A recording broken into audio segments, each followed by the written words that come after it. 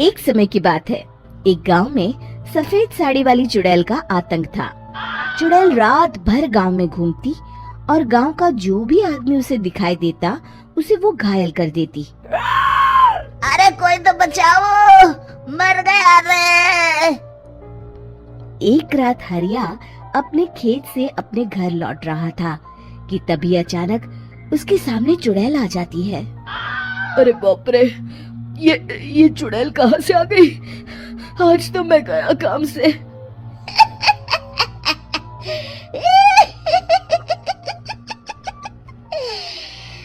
आज मुझे मेरा शिकार मिल गया। अरे चुड़ैल दीदी, मुझे छोड़ दो। जैसे ही चुड़ैल हरिया की तरफ बढ़ती है, हरिया वहाँ से भाग जाता है और अपने घर के दरवाजे पे पहुँचता है। अरे भगवान, जल्दी से दरवाजा खोलो, मेरे पीछे चुड़ैल पड़ी है। हरिया की पत्नी जल्दी से दरवाजा खोल देती है। अरे आप इतना हाफ क्यों रहे हैं? अरे मेरे पीछे चुड़ैल पड़ी है, आज तो मैं बाल बाल बच गया। जल्दी से सभी दरवाजे और सभी खिड़कियों को बंद करके बत्ती बुझा दो। तभी चुड़ैल हरिया के घर के पास पहुंच जाती है। अरे वो आदमी कहाँ गायब हो गया? मैं भी देखती हूँ आखिर कब तक बचेगा। मैं अपने शिकार को इतनी आसानी से नहीं छोड़ती। इतना कहकर चुड़ैल वहाँ से चली जाती है। वहीं दूसरी तरफ हरिया और उसकी पत्नी दोनों अपने घर की खिड़की से ये सब देख रहे होते हैं। अरे बाप रे, ये तो बड़ी डरावनी चुड़ैल थी। अगले दिन ये बात आग की तरह पूरे गांव में फैल जाती है और धीरे धीरे लोग चुड़ैल के डर के मारे शाम होते ही अपने घरों से बाहर निकलना बंद कर देते हैं। कुछ दिनों के बाद भाई, मैंने तो इस चुड़ैल के डर के मारे रात को अपने खेतों को पानी देना बंद कर दिया है। कहीं मेरी फसल सूख गई तो मैं तो कहीं का नहीं रहूंगा। साहूकार का कर्जा कैसे चुकाऊंगा? अरे भाई, पूरे गांव वालों का यही हाल है। पता नहीं ये चुड़ैल हमारे गांव में कहां से आ गई। फिर एक दिन गांव के पास वाली नदी के किनारे एक बहुत बड़े तांत्रिक के आने की बात कुछ गांव वालों को पता चलती है। वो लोग जाके ये बात गांव के मुखिया को बताते हैं। मुखिया जी, नदी के किनारे एक बहुत ही पहुंचे हुए तांत्रिक बाबा आए हैं। हमें उनसे मदद मांगनी चाहिए। मैंने सुना है वो बड़े बड़े भूतों और चुड़ैलों को अपने वश में कर लेते हैं। मुखिया जी सभी गांव वालों को लेकर उस तांत्रिक के पास पहुंच जाते हैं। ओम फट स्वाहा, ओम फट स्वाहा। तभी तांत्रिक अपनी बंद आंखों को खोलकर कहता है, क्या बात है? तुम सब लोग यहाँ क्यों आए हो? मुखिया जी उस तांत्रिक को सारी बात बता देते हैं।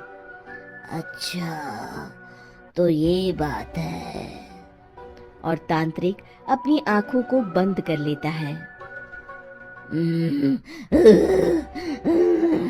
मैं देख रहा हूँ तुम्हारे पूर्वजों ने बहुत पाप किए थे, जिससे ये गांव अब श्रापित हो चुका है। उसी के फल स्वरूप तुम्हारे गांव में चुड़ैल आई है। ये चुड़ैल बहुत खतरनाक है, ये किसी को नहीं छोड़ेगी।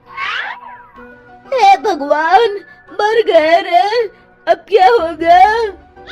तभी गांव के मुखिया जी कहते हैं, बाबा, इस चुड़ैल से हम सबको बचा लीजिए।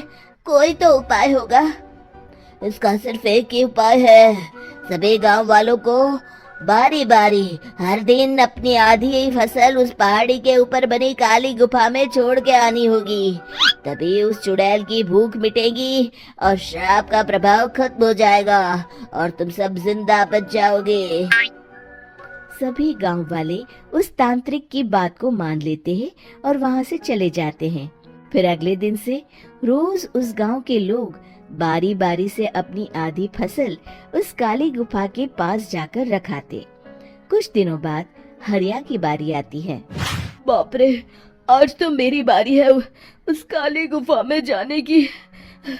क्या करूं? वो तो बड़ी खतरनाक चुड़ैल है।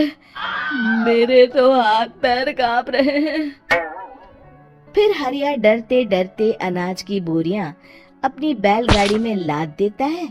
तभी हरिया की पत्नी उससे कहती है, देखो जी, संभल के जाना और किसी भी हालत में शाम होने से पहले वापस आ जाना। उस चुड़ैल का कोई भरोसा नहीं है जी। हरिया बैलगाड़ी में बैठते हुए कहता है, भगवान, मैं क्या वापस आऊंगा? लगता है अब तो मेरी खबर ही आएगी। इतना कहकर हरिया वहां से चला जाता है। रास्ते में जंगल से गुजरते हुए हरिया की बैलगाड़ी का एक चक्का बड़े गड्ढे में फंस जाता है। हे भगवान, अब ये क्या मुसीबत है? हरिया नीचे उतर के पूरी ताकत से अपनी बैलगाड़ी को गड्ढे से निकालने की कोशिश करता है। बहुत देर मेहनत करने के बाद हरिया की बैलगाड़ी उस गड्ढे से बाहर निकल जाती है। हे भगवान, अब तो शाम होने वाली है। आज तो मैं गया काम से। जैसे तैसे हरिया काली गुफा में पहुंच जाता है। अरे मर गया रे, यहाँ तो चारों तरफ डरावना माहौल है। मैंने यहाँ आने में बहुत देर कर दी, कहीं चुड़ैल नाराज ना हो जाए। हरिया अनाज की बोरियां वहां रख के जैसे ही जाने लगता है, तभी उसे किसी के आने की आवाज सुनाई देती है। हरिया एक कोने में छुपकर अंदर देखने लगता है। चुड़ैल वहां आती है और फिर अपने चेहरे से नकली चुड़ैल का मुखौटा निकाल देती है। हरिया ये देख के हक्का बक्का रह जाता है।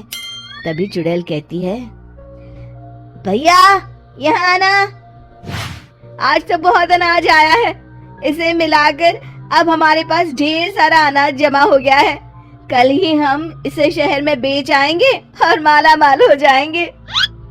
तभी अंदर से नदी के किनारे वाला तांत्रिक बाहर आता है। अरे, ये तो तांत्रिक बाबा है। हाँ, अब तो हम दोनों की जिंदगी मजे में कटेगी। गांव वालों को बेवकूफ बनाना इतना भी मुश्किल नहीं था। लोग तो तुम्हें सच में असली चुड़ैल समझते हैं। हाँ, तुमने सही कहा। अब ये गांव वाले चुड़ैल के डर से जिंदगी भर इस काली गुफा में अनाज पहुंचाते रहेंगे। अच्छा, तो ये बात है। ये दोनों पूरे गांव वालों को बेवकूफ बना रहे हैं। अभी जाकर सबको बताता हूँ। हरिया उन दोनों की पूरी बातें सुन लेता है और जल्दी से वापस गांव में आता है। गांव वालों को पूरी बात बता देता है। इससे पहले वो दोनों हमारा अनाज लेकर शहर जाए, हमें उन दोनों को पकड़ना होगा। उधर दूसरी तरफ नकली तांत्रिक और नकली चुड़ैल बनी औरत एक बड़ी गाड़ी में सारा अनाज लाद के वहां से निकलने की तैयारी कर रहे होते हैं। जल्दी करो, इससे पहले हमें कोई देख ले। हमें यहाँ से निकलना होगा।